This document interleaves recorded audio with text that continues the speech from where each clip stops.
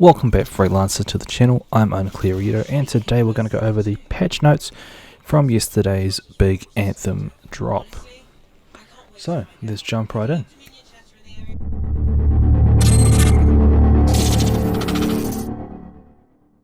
Alrighty, so here with some of the fixes. We have high level fixes and changes. So this is quite a big list. I'll have a link to it down in the description below if you want to read it yourself, but I'll go over the basics and what I can find so far from EA themselves and trawling the internet. Respawn restrictions have been removed. Respawn timers are now based on the activity a player is in. Crit path, agent missions and other non-endgame missions now have a respawn timer of 10 seconds. Strongholds, legendary contracts and other endgame missions now have a respawn timer of 30 seconds. The respawn timer in free play remains unchanged. So that's neither here nor there. I mean, it's just more just sort of housekeeping stuff. It's not too bad. But this is one I like. Loot changes. Common and uncommon, so green and white drops, will no longer appear if you're level 30 or higher, or level 30. Because, you know, they're useless, man. That was so useless. They've improved stability for all platforms. This includes a number of fixable issues that were causing crashes or connection problems. And for you PlayStation players, your console to brick. So they've fixed that, so hopefully that comes alright. They've also had some audio improvements, so fixed a number of issues that could cause an audio to drop out or crash, but that weird buzzing noise. Oh man, that was... I don't think I have a clip of that, but whoa, that was bad. Alright, so getting to some general fixes and improvements. They've fixed a number of issues that were causing players from accessing the Forge. All missions should now properly end when all conditions have been met. Well, you'd certainly hope so. The inbox is now properly displays information on the PC. The inbox is found on the newsfeed. They've fixed an issue that would cause players who are unable to interact with NPCs in Fort Tarsus. That's good.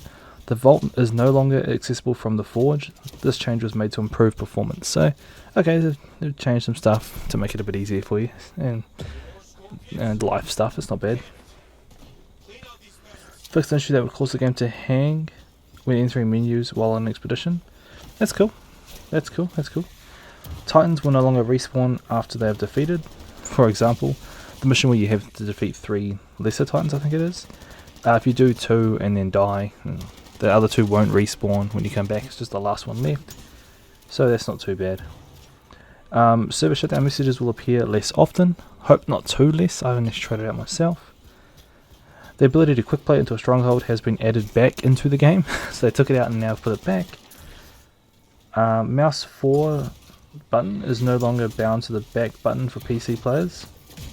Alright, I don't know if that actually mattered too much, because most PC players should have reset all their controls to what they feel comfortable.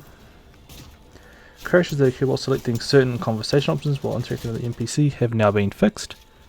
Just more quality of life stuff. Players should no longer get stuck at the end of the Tomb of General Tarsus mission. Okay, that's good, so you shouldn't get stuck there anymore.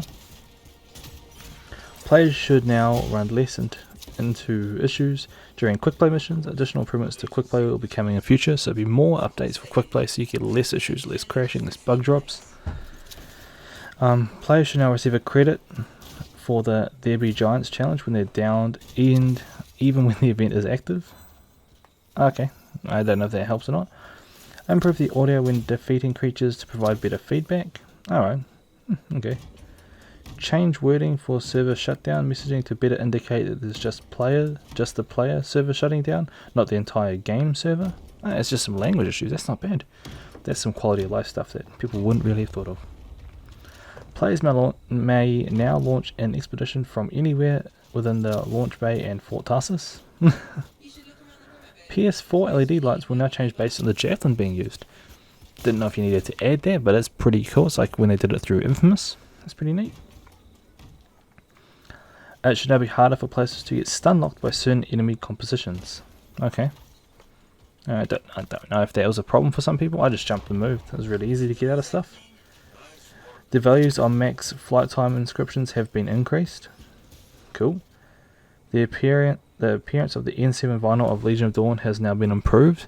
So if you're a bit of a Mass Effect fan, if I'm understanding, it's been improved. So you go and equip that and let me know what it looks like. Comment it down below. Put a picture on my Twitter. I like when I properly face players during certain dialogue scenes. Yeah, that was funny. The message, open the cortex to track Legionnaire challenges, will no longer pop up after completing the appropriate challenges. Okay, that's not bad, that's a good fix. So fix coming to strongholds. The quality of loot from stronghold chests has been improved. No more common and uncommon drops, so that's good. Fixed an issue that would cause players to get stuck at the entrance to the sewers in Temple of Scar. Yep, I had that myself. I joined my team at partway through because I crashed and rejoined, and then it kicked me right to the end, and I couldn't help them until they got to me. Alright, so updates going to the creatures in the world.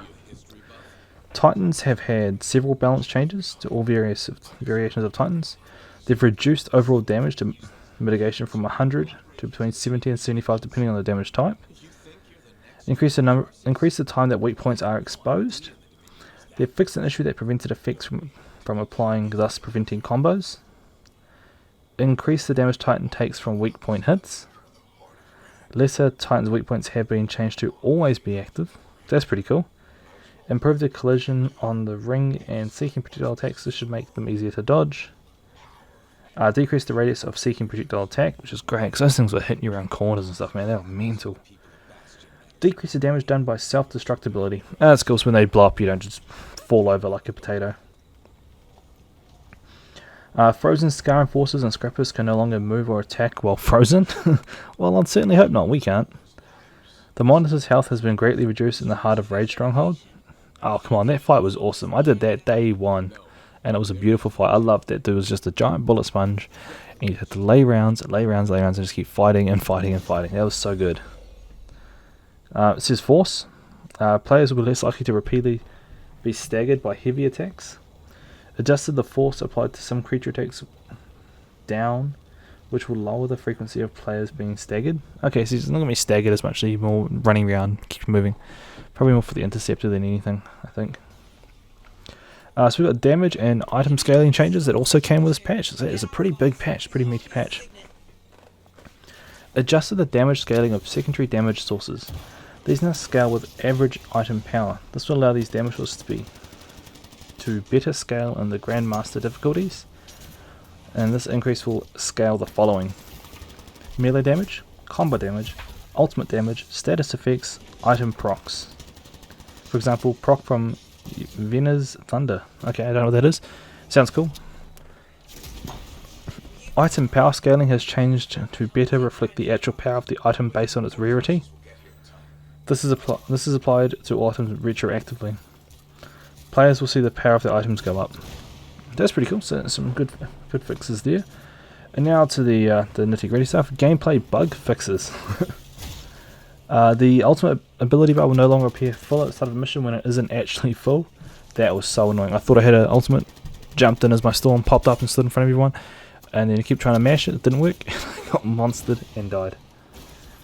Weapon recoil will now stop once an exo is looking straight up. Okay, so if you hold the trigger, look straight up, it won't keep staying. Okay. They fixed a number of animation issues that could occur when the Colossus was using its shield. Have not used the Colossus yet, so it'll be interesting to see how that sort of plays now. I'll have to ask a few of my mates who play the Colossus, or if you play the Colossus, let me know down below. It should no longer be possible for the Intercept to become frozen while starting up their ultimate. That's pretty cool. Interceptor aura damage will now deal the correct type of damage based on the active aura. Cool, that's the bonus. So they put something right that should have been that way to start with. Players can no longer equip abilities from one javelin to another. Oh, okay, so you can't just nick them from other... Okay. I don't know if that affects anyone. If it does, let me know what it affected you by. I just use the Ranger. It's the only javelin I use. The Colossus can now use gear faster after being attacked by a heavy hit from enemies. That's cool, so they can get back up and carry on. The Colossus can now shield charge through destructible objects such as explosive canisters or harvest nodes. The Colossus now recovers faster after crashing into walls. So like those old school bosses used to headbutt a wall and does anything so you did your damage. Alright, we're still going with these updates, man. There's still so many updates. We had item balance updates. They increase the base health of Windwall and Bulwark points to provide better scaling and higher difficulties. The duration of these has been reduced from 20 seconds down from 60 seconds, so they last a lot less but take more damage. Burst mod damage has been increased to 300 up from 145, and its cooldown has been reduced to 6 seconds down from 10. Its description has now also been fixed, so that's pretty good for me. Flat cannon damage has been increased to 42 up from 30. Battle Cry's description has been updated to explain that it also reduces the resistance of affected targets. Wraith strike damage has been increased to 250 up from 200, and now apply an elemental effect to targets based on the active aura. So that's pretty cool. So some pretty good changes there. We also have some item bug fixes. Wind Wall should no longer block or interfere with other players' abilities. Ranger Grenadier component will now correctly lower the cooldown of grenade abilities. Yeah, that was quite annoying. They fixed an issue where certain weapons were not firing while crosshairs were aimed. Okay, if you did come across that while playing, please let me know. That is such a weird bug. The Ice Blast ability for the Storm Javelin now has the primer icon correctly displayed. And some inscription bug fixes. The Thruster Delay Recover inscription is now correctly applying a bonus. The Overheat Delay Recovery inscription is now correctly applying a bonus. The Weapon Reload bonus inscription is now correctly applying a bonus. So just a bunch of bonuses that you weren't getting, you now are getting.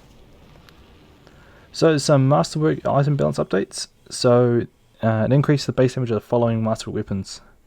Rauna's Blaze, Rolling Carnage, Cycle of Pain, The Last Stand, Glorious Result, Insult and Injury, Sentinel Vengeance, Gnoster's Balm, Vasa's Surprise, Soothing Touch, Renewed Courage, Artina's Gambit. So they've all had a base damage increase. That's pretty cool, pretty cool. Alright, so some Masterwork items have had bug fixes as well. So Rauna's Blaze will no longer roll with incorrect inscriptions, so that's good, so you actually get the right thing on the weapon. Ablative Shielding now provides the proper boost in shield and armor. Badge of Devastation will now generate more ultimate charge when triggered. And it should no longer be possible to stack the effects from Gunslinger's Mark more than once.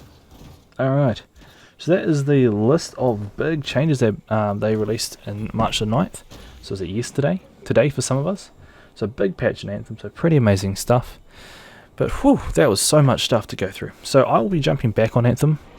And I will be streaming it over on Twitch. Link to that is in the description below. And I'll be covering more of it on YouTube as well.